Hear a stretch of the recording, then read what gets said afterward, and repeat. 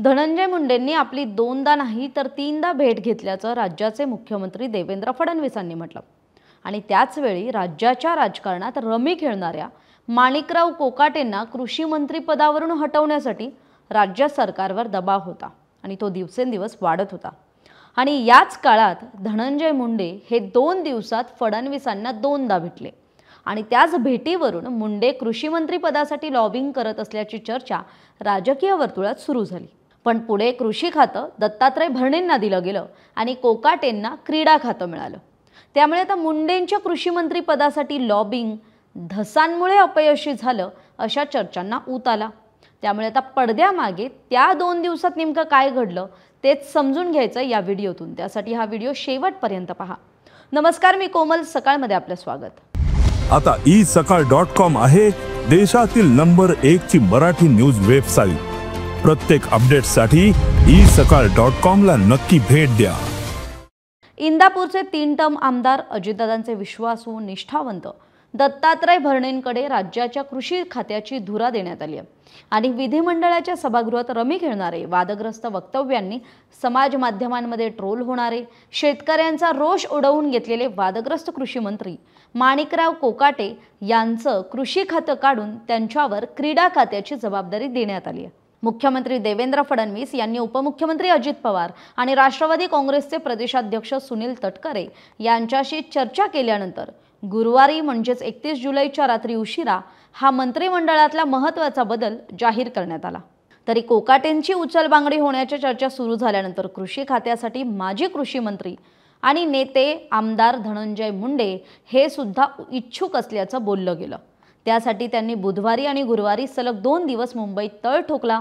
फडणवीसांची ही 2-3 वेळा भेट घेतली, पण त्यांची कृषी मंत्रिपदाची डाळ मात्र शिजू शकली नाही हे तर आता स्पष्ट आहे।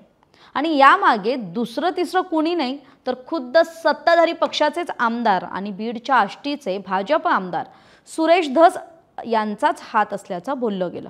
धनंजय मुंडेंना मंत्रिमंडळात पुन्हा एंट्री देण्यासंदर्भात खरं तर अजितदादांनी याआधीच सूचक वक्तव्य केलं होतं। त्याला विरोधी पक्षातील नेत्यांनी विरोध केला होता। सामाजिक कार्यकर्ते अंजली दमानी यांचा सुद्धा विरोध होता। खुद्द धनंजय मुंडेंच्या पूर्वाश्रमीच्या पत्नी करुणा मुंडे यांचाही विरोध होता। पण सत्ताधाऱ्यांपैकी आणि त्यांच्याच पक्षाचे म्हणजेच माजलगावचे राष्ट्रवादी काँग्रेसचे आमदार प्रकाश सोळंकेंनीही याविषयी विरोध हा उघडपणे बोलून दाखवला होता। यावेळी आपल्या मुंडेंना विरोध नाही असं म्हणतानाच सोळंकेंनी त्यांच्यावर कसा अन्याय झाला याबाबत वक्तव्य केलं होतं। त्यामुळे सोळंके स्पष्ट बोलत नसले तरी त्यांनाही मुंडे हे मंत्रिमंडळात नकोत अशी चर्चा सुरू झाली आणि त्यांचा विरोध होतो ना होतो तोच या प्रकरणात धसांनी एंट्री घेतली आणि मग तिथूनच सगळा डाव फिरला। झालं असं की डिसेंबर 2024 मध्ये संतोष देशमुखांच्या हत्येनंतर बीडचं राजकारण हे पूर्णतः बदललं। धनंजय मुंडेंचे राईट हँड, अत्यंत निकटवर्तीय, जवळचे मानले जाणारे वाल्मिक कराड हे या हत्या प्रकरणात मुख्य सूत्रधार असल्याचा ठपका त्यांच्यावर ठेवण्यात आला आणि मग त्याला अटक झाली। त्यानंतर धनंजय मुंडेंवर कारवाई झाली। त्यांच्या हातून अन्न व नागरी पुरवठा खात्याचं मंत्रिपद गेलं। त्यांना मंत्रिपदाचा राजीनामा द्यायला लावला। मुंडेंवर मागच्या काळात कृषी मंत्री असतानाच्या काळातही घोटाळ्याचे आरोप झाले होते, पण त्या आरोपांमधून त्यांना न्यायालयानं नुकतीच क्लीन चिट दिली आहे। त्यामुळे धनंजय मुंडेंना पुन्हा कॅबिनेटमध्ये जागा मिळेल अशी शक्यता बोलून दाखवली जात होती, कारण खुद्द अजित पवारांनी त्याबाबतचे संकेत दिले होते। आता अशातच बुधवारी विधिमंडळाचा अहवाल आला आणि त्यात माणिकराव कोकाटे हे तब्बल 22 मिनिटं विधान भवनात रमी खेळत असल्याचं स्पष्ट झालं। त्यानंतर त्यांचे खाते बदलण्याच्या हालचाली सुरू झाल्या। तेव्हाच धनंजय मुंडेंनी आधी सांगितल्याप्रमाणे मुख्यमंत्री देवेंद्र फडणवीसांच्या भेटीगाठी घेतल्या आणि मग कृषी मंत्री पदाची धुरा आपल्याकडे यावी किंवा कृषी खातं आपल्याला मिळावं यासाठी मुंडे हे अजितदादांना डावलून थेट मुख्यमंत्री देवेंद्र फडणवीसांच्या भेटी घेत असल्याचं बोललं गेलं। त्यामुळे त्यांच्या मंत्रिमंडळातल्या पुनरागमनाची चर्चा राजकीय वर्तुळात सुरू झाली। पण इथेच भाजप आमदार सुरेश धस आले आणि त्यांनी बुधवारीच ज्या प्रकरणात धनंजय मुंडेंना क्लीन चिट मिळाली त्याच प्रकरणी आपण सर्वोच्च न्यायालयात धाव घेणार अशी घोषणा केली। याशिवाय 169 कोटींच्या घोटाळ्याचे नवे आरोप सुद्धा केले। मुख्यमंत्री फडणवीसांची भेट घेतली। बुधवारी हे झालं तर गुरुवारी ज्ञानेश्वरी मुंडेंना घेऊन ते फडणवीसांच्या भेटीसाठी गेले आणि तिथे सुद्धा धसांचाच पुढाकार होता। धसांच्याच नेतृत्वात ही बैठक झाली।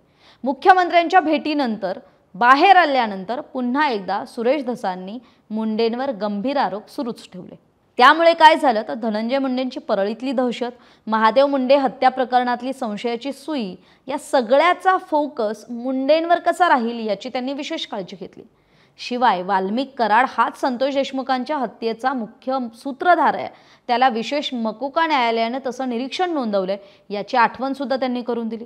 आणि धसांच्या जोडीला सामाजिक कार्यकर्ते अंजली दमानिया यांनी सुद्धा मुंडे विरोध सुरूच ठेवला। त्यामुळे धनंजय मुंडेंच्या मंत्रिमंडळातील किंवा कॅबिनेटमधील पुनरागमनाची चर्चा थांबल्याचं सांगितलं गेलं। दरम्यान याच धनंजय मुंडेंच्या मंत्रिपदाच्या लॉबिंगविषयी किंवा त्यांच्या भेटीगाठींविषयी पत्रकारांनी ज्यावेळी मुख्यमंत्री देवेंद्र फडणवीसांना विचारलं त्यावेळी त्यांनी हा विषय एकाच वाक्यात संपवला आणि धनंजय मुंडेंना राजकीयदृष्ट्या त्यांची जागा सुद्धा दाखवून दिली। आता फडणवीस याविषयी नेमकं काय म्हणाले पाहूयात। होना ही चाहिए। यांनी 2 वेळा तुमची भेट घेतलेली आहे, त्यांची इच्छा आहे का परत मंत्रिमंडळात येण्याची आणि काय प्रयत्न सुरू आहे? तुमची माहिती अर्धवट आहे। त्यांनी 3 वेळा माझी भेट घेतलेली आहे, वेगवेगळ्या कारणाने भेट घेतलेली आहे। कुठल्याही भेटीमध्ये मंत्रिमंडळाबद्दल चर्चा झालेली नाही। मंत्रिमंडळाची चर्चा ही धनंजय मुंडेंच्या स्तरावर होत नाही। मंत्रिमंडळाची चर्चा मी अजितदादा आणि एकनाथराव शिंदे करतो। त्यामुळे धनंजय मुंडेंच्या कृषी मंत्रिपदाचा डाव हा खरं तर धसांनी कसा उधळून लावला हे आपल्याला यातून एक परिस्थिती, आपण राजकीय परिस्थिती पाहिली तर कळेल आणि ते तसं म्हणायला निश्चित जागा सुद्धा आहे। तरी याविषयी इनपुट्स दिले होते माझे सहकारी ऋषिकेश नळगुणे याने, आणि आपली याविषयीची मतं कमेंट करून जरूर सांगा। तुर्तास इथेच थांबूयात, तोपर्यंत पाहत रहा सकाळ।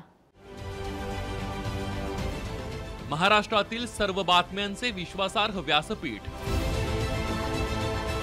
सकाळच्या सर्व सोशल मीडिया प्लॅटफॉर्मला लाईक, फॉलो आणि सबस्क्राईब करा। तसंच सर्व नोटिफिकेशनसाठी बेल आयकॉन प्रेस करायला विसरू नका।